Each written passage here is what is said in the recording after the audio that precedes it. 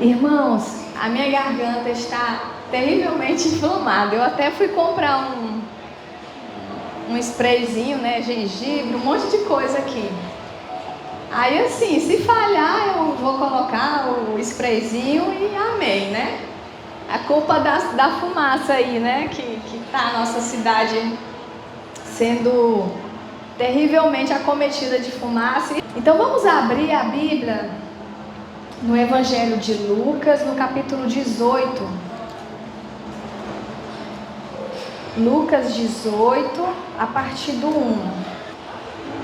Isso aqui, irmãos, é Jesus, ele vai contar uma parábola. E aí fala assim, né? E contou-lhes também uma parábola sobre o dever de orar sempre e nunca desfalecer. Algumas parábolas que Jesus contou, nem os 12 entenderam. Aí os 12 depois que... Valeu, irmão, obrigada. Os 12 depois chegavam e perguntavam: Jesus, o que é que o senhor quis dizer? Né? Aí Jesus explicava a parábola para eles. E essa parábola aqui, antes da parábola vir, Lucas já conta o propósito de Jesus ter trazido essa parábola. E o propósito é sobre o dever de orar sempre e nunca desfalecer. Orar não é uma sugestão, não é uma opção para o crente. É certo que Deus não vai descer do céu ou mandar um anjo colocar uma arma na tua cabeça, uma espada no teu pescoço, no nosso, e dizer: olha, ou tu ora ou vai embora, né? Mas se a gente não orar, a gente não cresce espiritualmente. E o mundo nos vence, Satanás nos vence. Então, nós somos obrigados pelas circunstâncias a orar, né? Então aqui, essa parábola é sobre o dever, a obrigação, a necessidade de a gente orar sempre e nunca desfalecer, nunca desistir, nunca esmorecer. E aí Jesus começa dizendo assim: havia numa cidade um certo juiz que nem a Deus temia, nem respeitava homem algum. Havia também naquela mesma cidade uma certa viúva que ia ter com ele dizendo: faze-me justiça contra o meu adversário. E por algum tempo não quis, mas depois disse consigo: ainda que não temo a Deus, nem respeito os homens, todavia, como esta viúva me molesta, hei de fazer justiça, para que enfim não volte a me importunar muito. Então, irmãos, o mundo espiritual, ele é complexo. O mundo espiritual tem leis, tem mistérios. Eu já tenho mais de 20 anos que eu entreguei minha vida para Jesus. E até hoje, tem coisas que eu não entendo no mundo espiritual. E a gente só vai entender quando a gente chegar lá. Então, o mundo espiritual, ele é complexo. E aí, Jesus, ele conta as parábolas para fazer a gente entender. Sabe quando você quer contar uma coisa muito difícil para uma criança? Aí você desce no nível dela? Tipo assim... Como é que se conta? Eu até vi uma mãe contando. A mãe está com câncer e aí o pai foi contar para a filha. A mãe estava em câncer terminal. E aí o pai foi falar para a filhinha pequenininha: filha, a mamãe está muito dodói. E ela está muito dodói e ela não vai voltar mais para casa. Então, Jesus, ele fazia isso. Ele pegava as nossas coisas, o nosso cotidiano, e tenta e explica o reino, explica o mundo espiritual para nós. Então entenda, isso aqui é uma história, mas é uma explicação como é que funciona o mundo espiritual. Se a gente entender o que essa história quer dizer, a gente vai entender como é que funciona o mundo espiritual nesse quesito de oração. Então, nessa parábola aqui, só tem dois personagens. O primeiro personagem é um juiz. Juízes são pessoas revestidas de autoridade. Juízes, eles têm o poder de mudar o destino de alguém. Eu não sei se você já viu um vídeo de uma juíza que ela tá ali, né, sentada julgando um cara.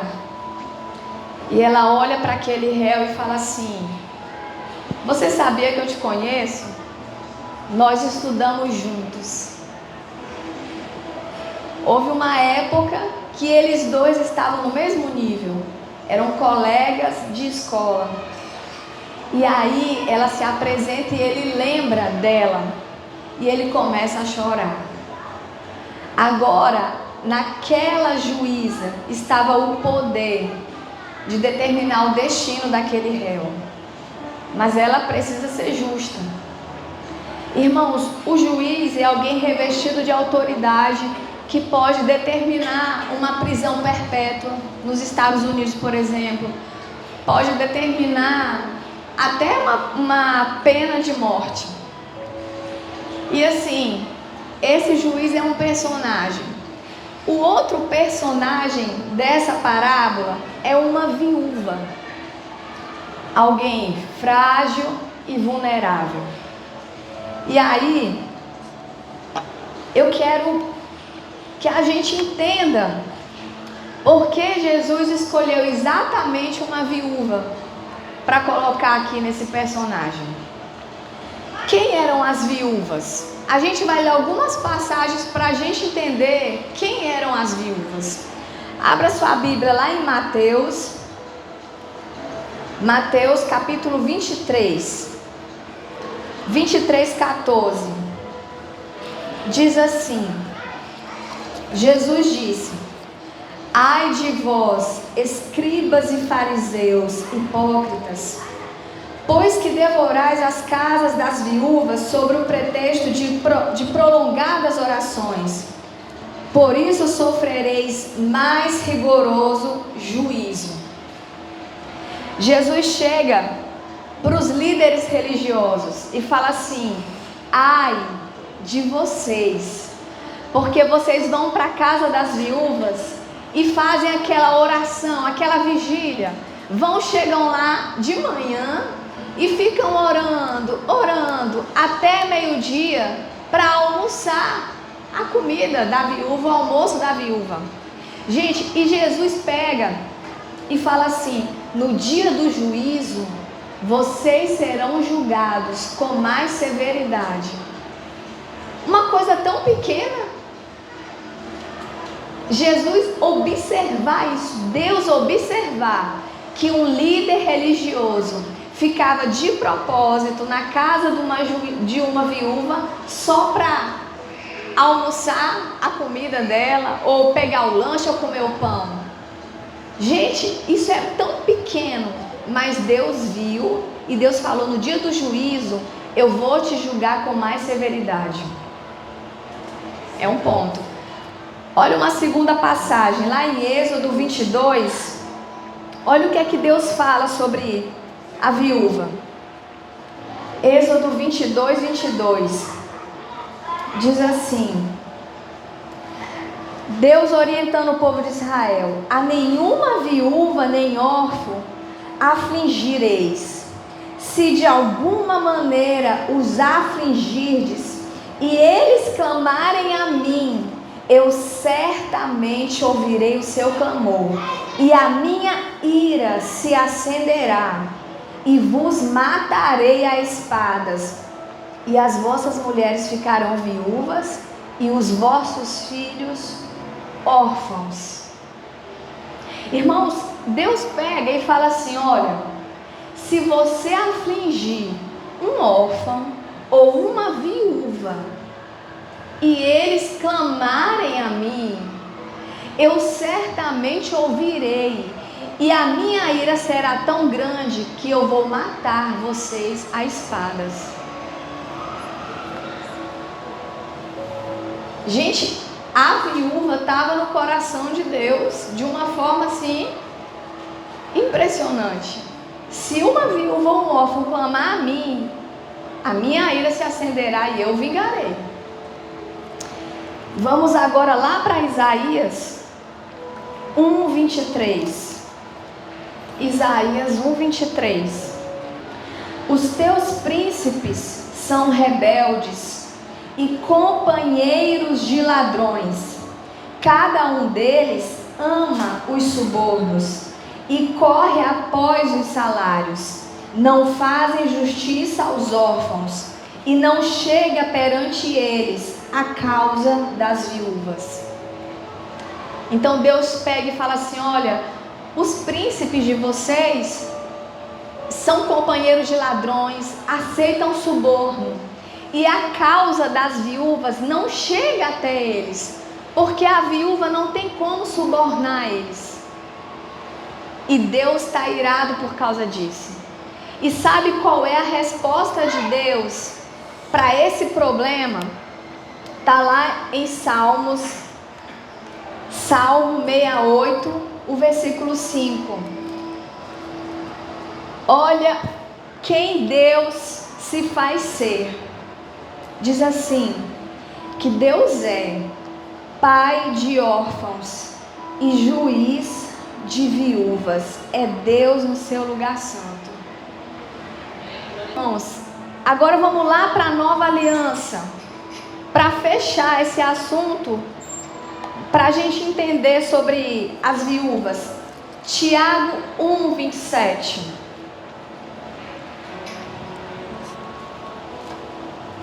Tiago 1:27. É engraçado que a gente, os crentes, né? A gente fica brigando. Batista com assembleiano, fica brigando renovado com tradicional, pentecostal com tradicional, e é a nossa que é a verdadeira, é a nossa que está certa. A minha igreja é a que agrada a Deus de fato. E sabe o que é que a Bíblia diz? Fala assim, Tiago 1:27. A religião pura e imaculada para com Deus, o Pai, é esta: visitar os órfãos e as viúvas nas suas tribulações e guardar-se da corrupção do mundo. Essa é a religião verdadeira para Deus. É visitar os órfãos e as viúvas nas suas tribulações. Irmãos, dá até vontade de ser viúva. Misericórdia, né? Parece que é uma classe especial, né? Órfão e viúva são especiais. Entenda bem. Naquela época, ser viúva significa que você não tinha para onde correr. Gente, mulher não é igual hoje, que eu chego ali no RH da Vale, entrego o meu currículo, estudei, tenho ensino técnico, sou técnica em mecânica, tenho administração, ensino superior. É legal, Sam, eu vou te contratar. Mulher não estudava, mulher não saía pedindo emprego. Então, quando o marido morria, o que é que a mulher fazia? Era quase que um mendigo. Então, quando Deus fala sobre a viúva, Ele está falando, né, sobre a viúva, sobre o órfão, Ele está falando de alguém que precisa de ajuda. Irmãos, a segunda pessoa mais rica do Brasil é uma viúva. Então, a religião verdadeira não é eu sair procurando as viúvas para dar uma oferta para uma viúva. É Deus falando assim, olha, procure quem precisa. Procura quem precisa de ajuda e ajuda.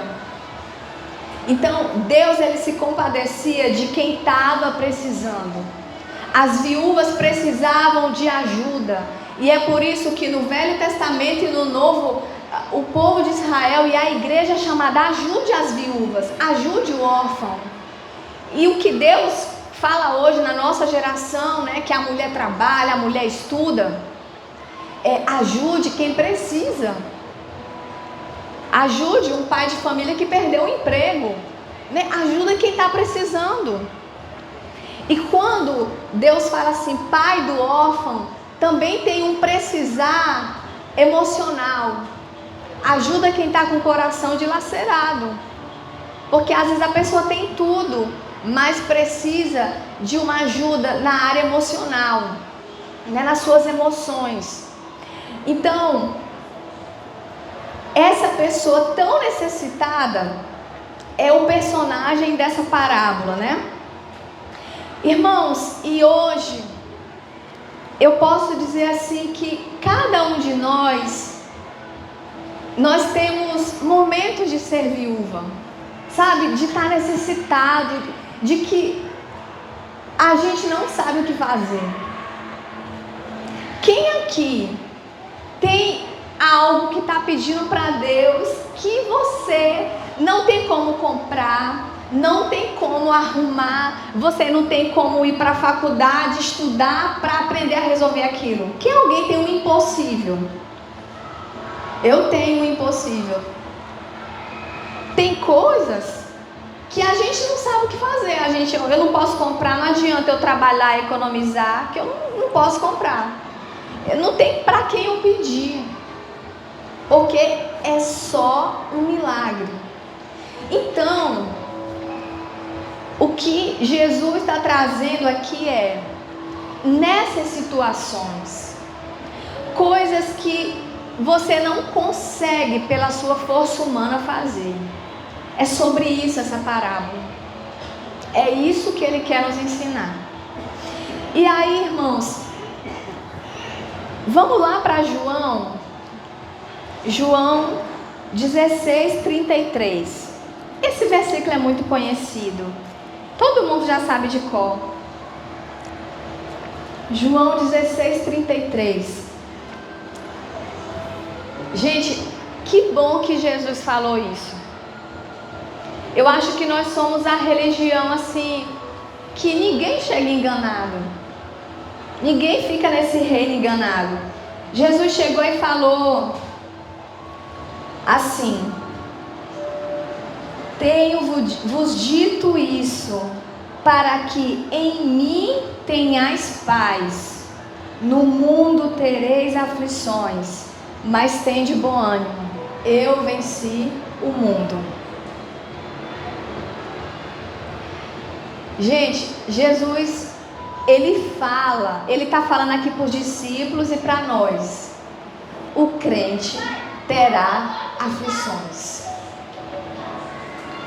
Deus, ele não nos blindou contra a aflição. Nós vamos ter aflições neste mundo. Só que nesse mesmo versículo tem a vitória para a aflição. Ele fala assim, olha, no mundo tereis aflições. Onde é que acontecem as aflições na nossa vida? No mundo.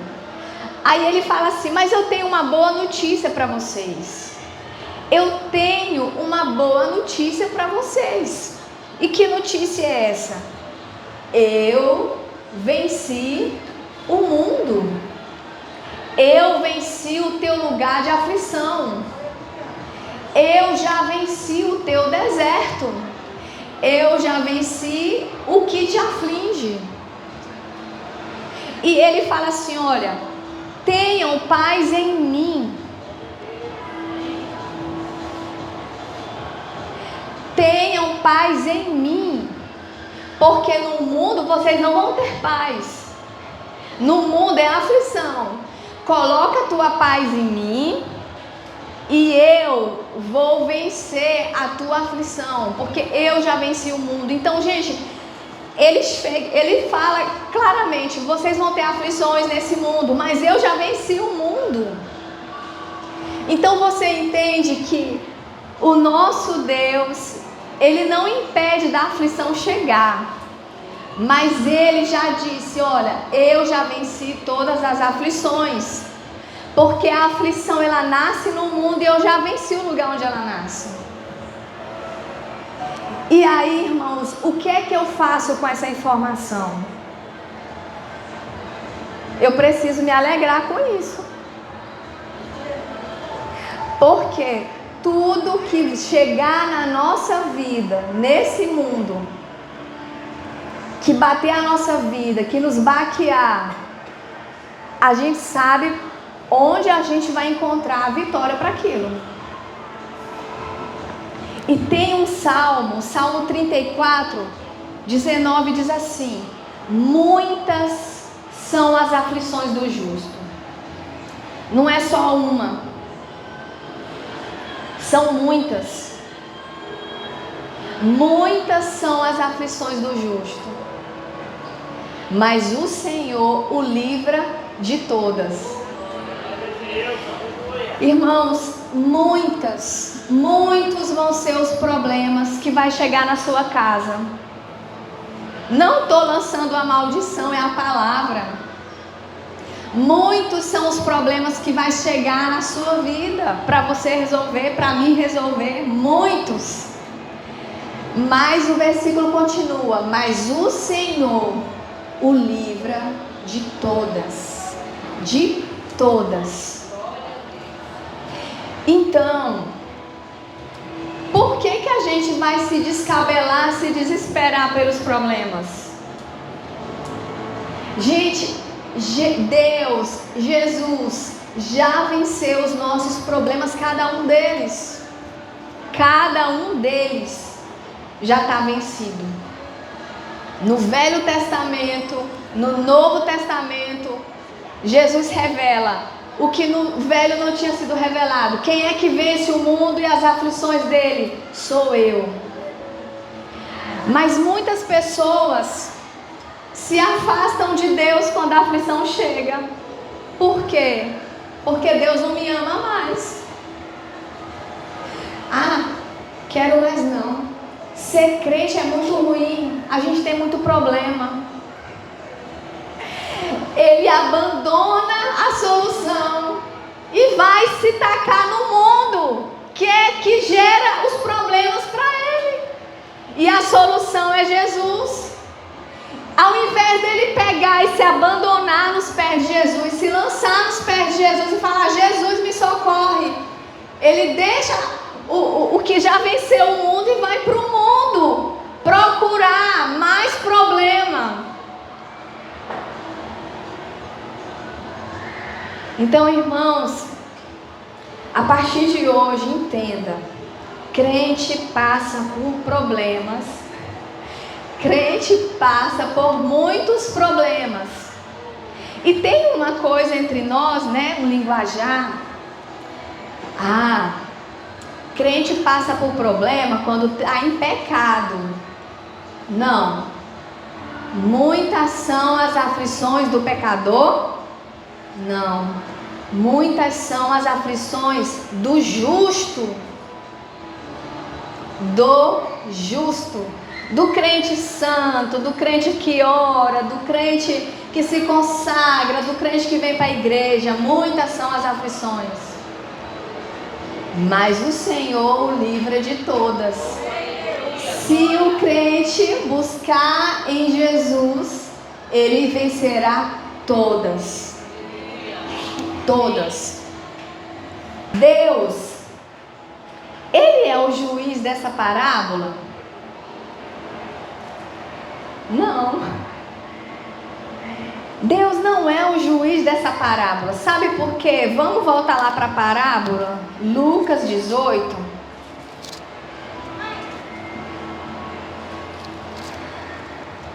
Jesus fala assim, Lucas 18, versículo 6. Jesus fala assim: ouvi o que diz este juiz iníquo. Deus é juiz, mas ele não é iníquo. E aí Jesus, ele fala assim: e Deus não fará justiça aos seus escolhidos que clamam a Ele dia e noite? Irmãos, Jesus, Ele pega um juiz que não teme a Deus, que não está nem aí para ninguém. E esse juiz, ele fala assim: olha, essa viúva está me enchendo o saco, não aguento mais ela aqui. Eu vou atender ela para ela ir embora de uma vez e não vir mais me perturbar. Aí ele atende essa viúva. E Jesus pega assim e fala: olha, presta atenção no que o juiz falou. Você entende que aqui Jesus está revelando algo do mundo espiritual? Está dando uma chave para a gente? Meus filhos, prestem atenção no que o juiz falou. O que é que o juiz falou? Essa mulher é tão insistente e tão persistente que eu vou dar para ela o que ela está me pedindo. Então essa é a lei do mundo espiritual que Jesus quer que a gente aprenda. Aprendamos isso hoje. Se a gente não desistir de orar por uma causa, o mundo espiritual, ele é obrigado a gerar essa causa. Entenda. Às vezes, a gente está pedindo para Deus, tem alguém enfermo e você começa a orar. Aí você está falando: Sami, então Deus é obrigado a curar? Não. Mas se você não desistir de orar, Deus vai levar a pessoa ou não. Ele pode desistir, como ele desistiu de levar, o rei. Diz que o rei se voltou para a parede e começou a chorar. Aí Deus pegou e mandou: não, volta lá e diz para ele que eu vou dar mais um tempo para ele. Isso pode acontecer. Deus pode continuar. Ou então Deus não responde exatamente o que a gente está pedindo, mas é porque há algo maior e melhor para a nossa vida. Você entendeu? Mas a gente sempre vai ganhar. Irmãos,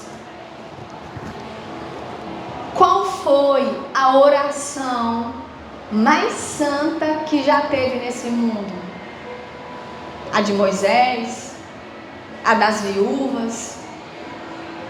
Sabe qual foi a oração mais santa que já teve nesse mundo? A de Jesus. E teve uma vez que Jesus estava tão aflito, que ele suava gotas de sangue. E Jesus pediu assim: Pai, se possível, passa de mim esse cálice. Irmãos, se o Pai tivesse atendido a oração de Jesus, a gente estava tudo no inferno. Mas o Pai falou: não, eu tenho algo maior para ti, Jesus. E para os demais. Jesus, a Bíblia diz que o Pai deu a Jesus o nome que está acima de todo nome. Então, o nome de Jesus, ele se tornou, grandíssimo, de uma forma diferente, porque aquela oração dele não foi ouvida. E eu digo para você uma coisa: quando você chegar lá no céu, pergunte para Jesus: Jesus, só de curiosidade, o senhor algum dia se arrependeu de ter morrido por nós?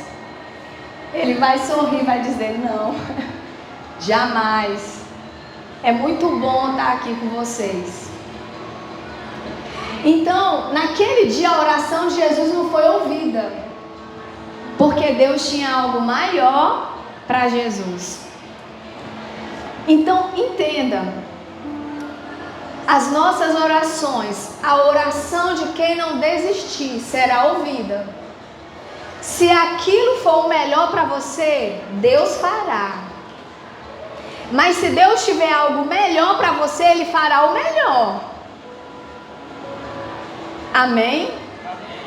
Então, irmãos, há um segredo no mundo espiritual, que se a gente não desistir, nós vamos alcançar o nosso milagre. E isso está batido o martelo. Isso está autorizado por Jesus. Ele contou a parábola para nos ensinar isso. E ele fala assim: esse juiz iníquo fez porque a mulher foi persistente. Imagina o pai de vocês, que ama vocês, que se preocupa com vocês. Imagina, ele fala assim, que Deus fará justiça aos seus escolhidos, que a Ele clamam dia e noite. Irmãos, não vamos parar de orar. Ah, mas parece que, sei lá, eu acho que Deus não ouve mais não. Irmãos, uma coisa que Jesus falou no finalzinho desse versículo, que eu acho assim tão importante. Ele fala assim, no final do versículo, que Deus fará justiça aos seus escolhidos, que a Ele clamam dia e noite, embora lhes pareça demorado. Eu achei isso tão interessante, Jesus reconhecer que às vezes parece demorado. Jesus saiu da eternidade e entrou no tempo. E Ele sabe o que é passar um mês, uma hora. Ele sabe o que é passar um tempo esperando. E Ele diz, olha, realmente eu concordo com vocês. Parece demorado. Ele nos entende. Parece demorado. Mas imagina só, irmãos. Eu já pensei muito isso.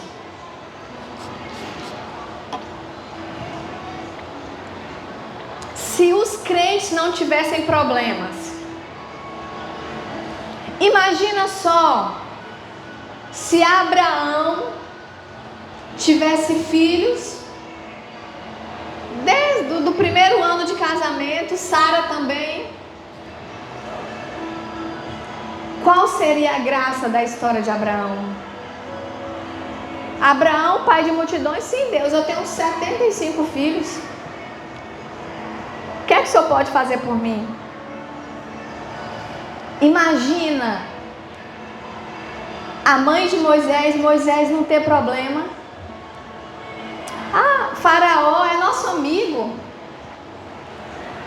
Não tem milagre de Moisés ser jogado no rio quando bebezinho.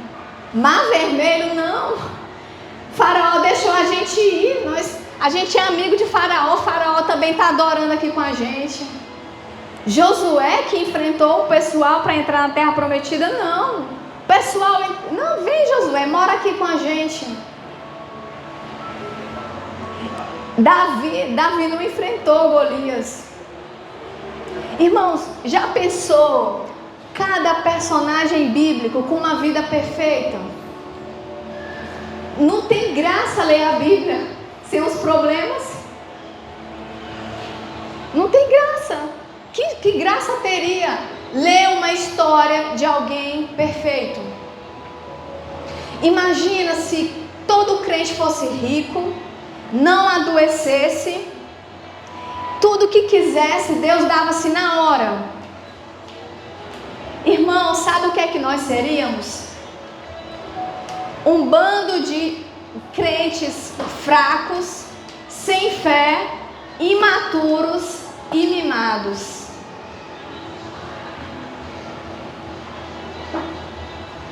Como é que Deus iria revelar o poder dele? Ninguém ia orar. Cheio de problema, ninguém ora. Quase ninguém ora. Cheio de problema, a gente às vezes tem dia que a gente não ora. E com a vida perfeita? Será que a gente ia pelo menos se lembrar de Deus?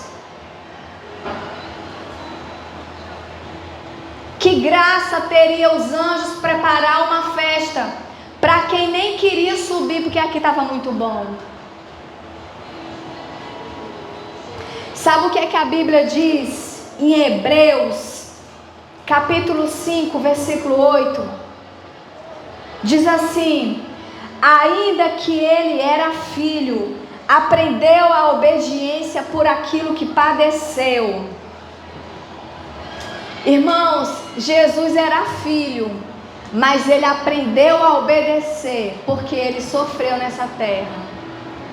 Então eu digo uma coisa para vocês: Deus, ele permite as aflições vir e nos fazer chorar. As aflições vêm e nos amadurece. As aflições vêm e testam a nossa fé. E ele permite porque ele está nos forjando. Igual Jesus perfeito. Ele aprendeu a obedecer pelo que sofreu. Imagina nós. Então, ele permite que a aflição venha. Ele permite que a aflição teste a nossa fé. Ele permite a gente chorar, às vezes por semanas, por anos, ele permite. Sabe por quê? Porque ele está forjando filhos. Forjando filhos que têm fé, maduros, que não murmuram. Eu aceitei Jesus com 15 anos. E quando eu aceitei Jesus, adolescente não tem problema, né? Alguns têm, mas a maioria é de boa. Irmãos, eu sempre fui cheia de fé. Sempre Deus na frente. Mas eu não conhecia esse negócio de ter problemas, sabe? Eram uns probleminhas de adolescente. Deus me ajuda a passar na prova, não sei o que, aquela coisinha. E assim, irmãos, aí começou a vir os problemas de verdade, as aflições de verdade. Eu olho para trás, tem uma Sâmia muito cheia de fé, mas era uma Sâmia que nunca tinha passado por um deserto. Essa semana mesmo, eu estava pensando, irmãos, eu tinha um sonho tão grande quando eu era criança de ter um patins. Nós éramos muito pobres e meus pais não tinham condições de me dar um patins. E foi aquela febre do patins. Irmãos, e aí eu vou resolver esse problema. E todo o dinheiro que chegava na minha mão eu guardei. Passei acho que um ano todinho guardando toda a moedinha, tudo. Às vezes eu tinha um tio, né, que ele, comparado a nós, era rico. E de vez em quando ele chegava, dava um dinheirinho.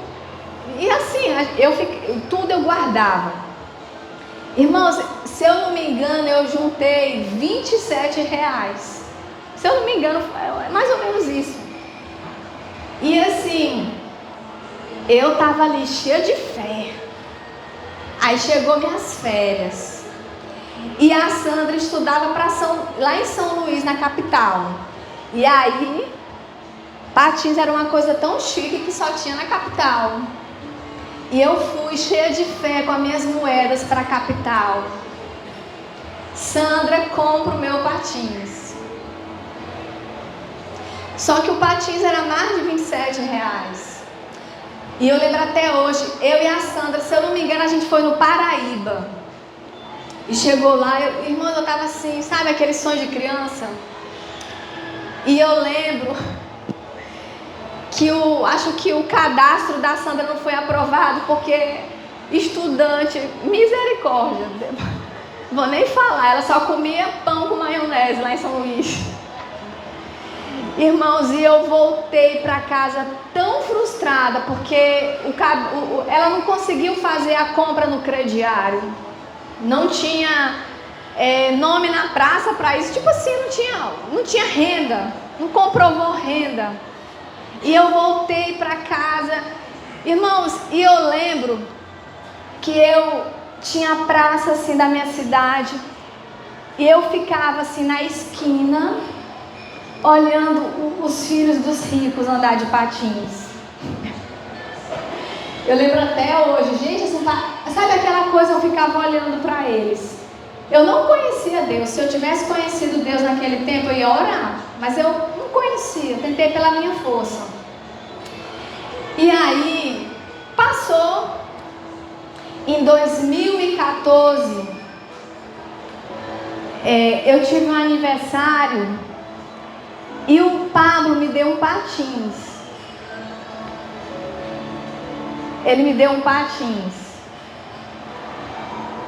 Irmãos, até hoje, 2014, 2024, 10 anos, eu nunca coloquei aquele patins no pé.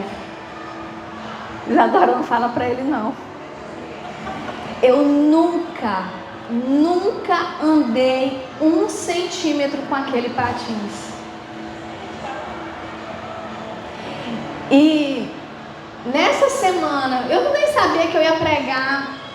Eu acho que eu estava dentro do ônibus, eu estava em algum lugar e eu pensando, meu Deus, se eu pudesse ir lá naquela Sâmia e dar o patins para ela.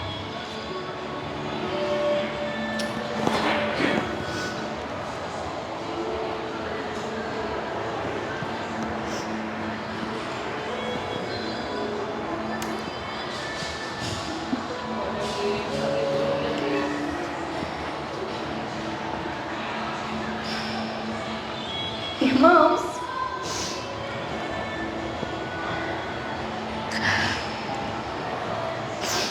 Deus pode tudo.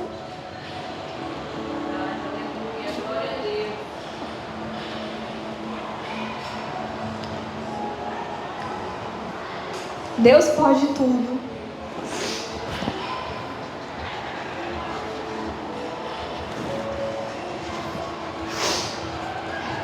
Hoje eu poderia abençoar aquela Sâmia, mas não tem como voltar lá, né?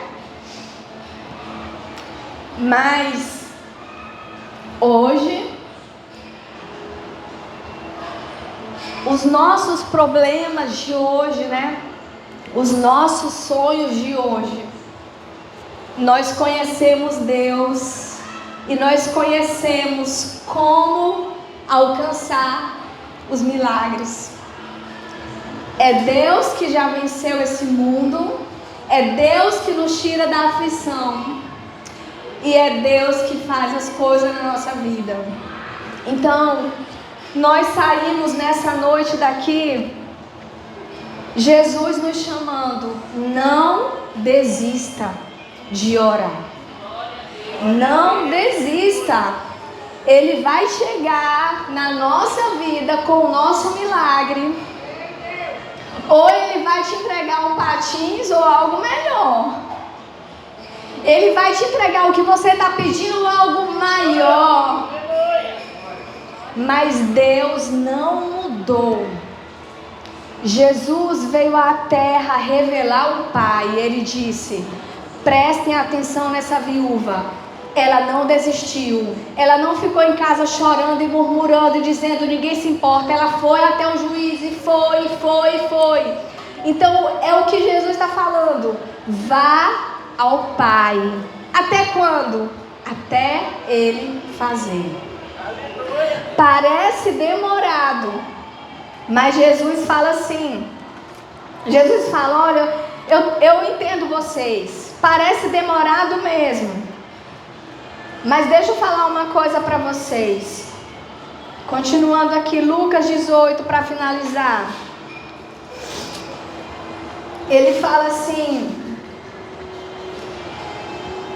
digo-vos que depressa lhes fará justiça. Deus vai fazer no tempo perfeito as coisas na nossa vida. E aí Jesus fala assim: quando, porém, vier o Filho do Homem, porventura achará fé na terra?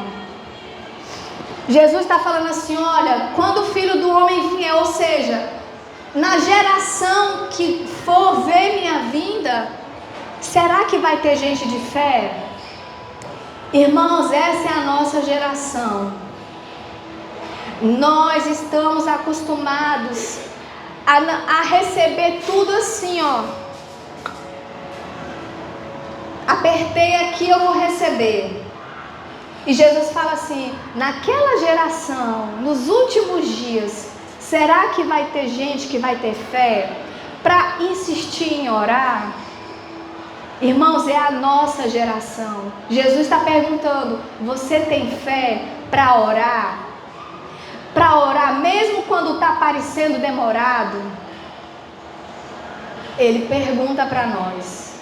Então, ele sabe que parece que demora, mas ele falou: vai acontecer. Só que poucos têm fé para persistir. Na caminhada dos milagres, nós somos aperfeiçoados por Deus.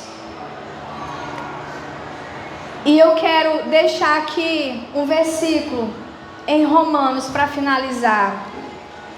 Romanos 12 diz assim: alegrai-vos na esperança, sede pacientes na tribulação, perseverai na oração.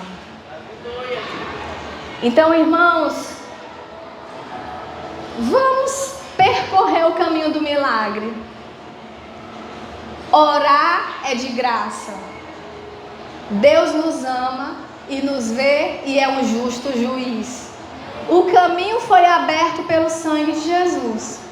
Então, tá tudo pronto, né? Tá tudo feito por Deus. E a nossa parte disso tudo é ter fé, orar e não desistir.